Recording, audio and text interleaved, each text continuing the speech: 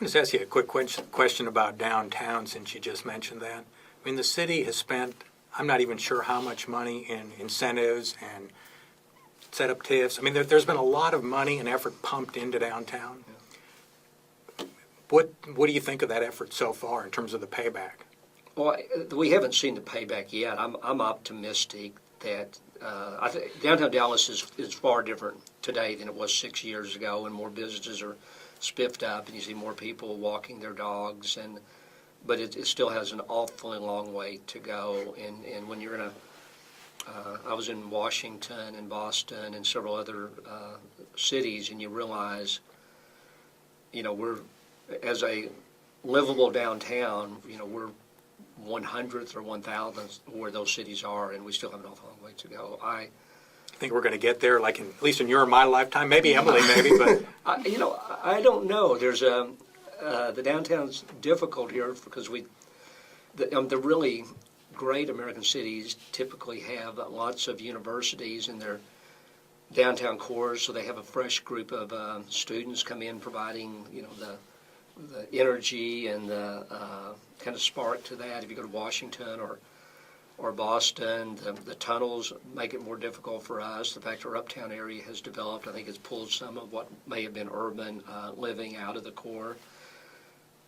I mean, does the city need to keep spending more money on downtown, or should we just let it go now and see what happens? I think Oak Cliff is kind of an example of the city's kind of not done much there, and look what's happening. Yeah, in fact, I spoke at an Oak Cliff forum, and the question I asked is what happened here because of the city or in spite of the city.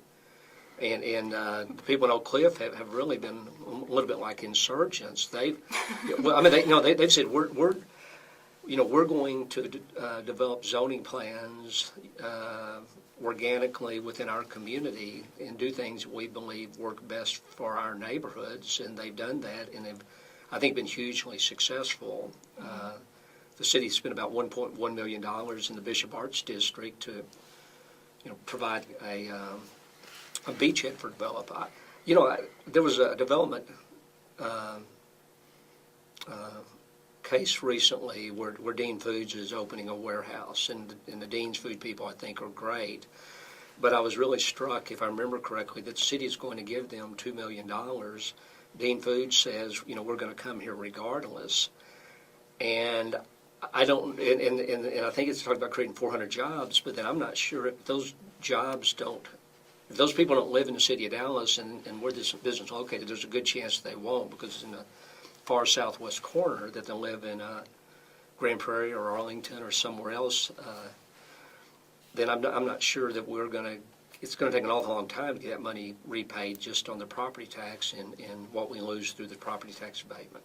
These are tough calls. I just, my view is in the last 4 years that the thoughtfulness behind these decisions has been lost, and if somebody asked for a handout, they got it. And without looking at the broader objective, this is going to benefit our economy and make our city a better place to live.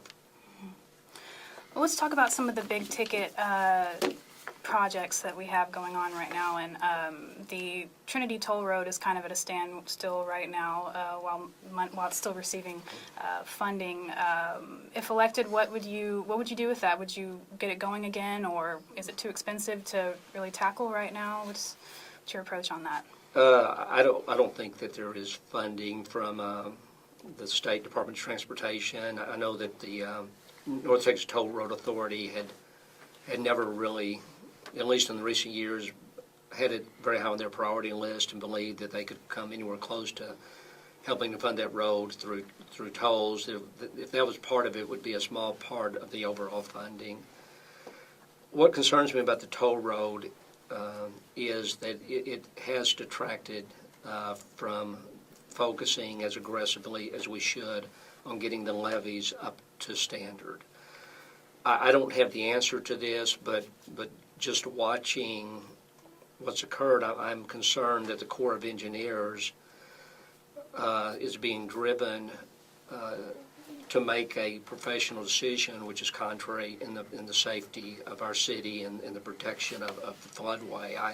I know that there's frustration that the city believed that they had done what they needed to do, and then all of a sudden the Corps comes in and says, after Katrina, we're looking at levies differently, and we've set a new standard. That's frustrating, but if what the Corps is doing is based on good science and good engineering, I really think that's where we need to be. I think that we have to look at these levies based on the risk that we could suffer to lives and property. Mm-hmm. And if the toll road detracts from working through the levy issues, then it just ought to be put way on the back burner, and I think that's where we're at. Mm-hmm. Okay. And also there's the Convention Center Hotel, which, if elected, you'll be running or taking that over. How would you manage the hotel? Well, I was asked this on another radio program, and since it's built, it looks great. I've not been inside, but you try to make it successful. If it's not successful, based on pro formas for the hotels, then the taxpayers are going to have to pick up those revenue bonds at a certain point. Just from being in government, I don't think the government is ever good at entrepreneurial activities. At stuff that have to be promoted, marketed, where people, you have to generate revenues. If you can walk into a City of Dallas facility or walk in someplace like, say, Six Flags over Texas, and they're just different. I mean, the kind of people who work there, the efficiencies of getting people into marketing, the city never does a good job. Mm-hmm. And the hotel stuff bothered me on the front end for two reasons. One is I'm troubled that the city directly competes with other private businesses who don't have that financial advantage. It also troubles me when the last 25 years that every hotel company in the world has looked at that price, that hotel, and said, based on what we know, we can't operate that hotel and make a money, and we're not going to build it. That the only way it got built is through government subsidies, so that bothers me. Mm-hmm. We asked that question to Councilman Natinsky, and his answer related to hey, it's been 25 years and nobody else would do it, why are we doing it? Was basically, if the city doesn't do it, nobody's going to do it, and if we don't do it, conventions are going like that in Dallas. Well, they may go down like that anyway. The convention center is a problem for the city because of the amount of debt with the expansion and remodeling. So it may be. I mean, he may be right, and time will tell. But it could be that now we have two white elephants that are we're paying property taxes to support because they can't pay for themselves. And I understand that a lot of times you have to make pragmatic decisions. It would be very hard for me to support the convention center hotel. Since it's built, then everybody should work to try to make it as successful as possible.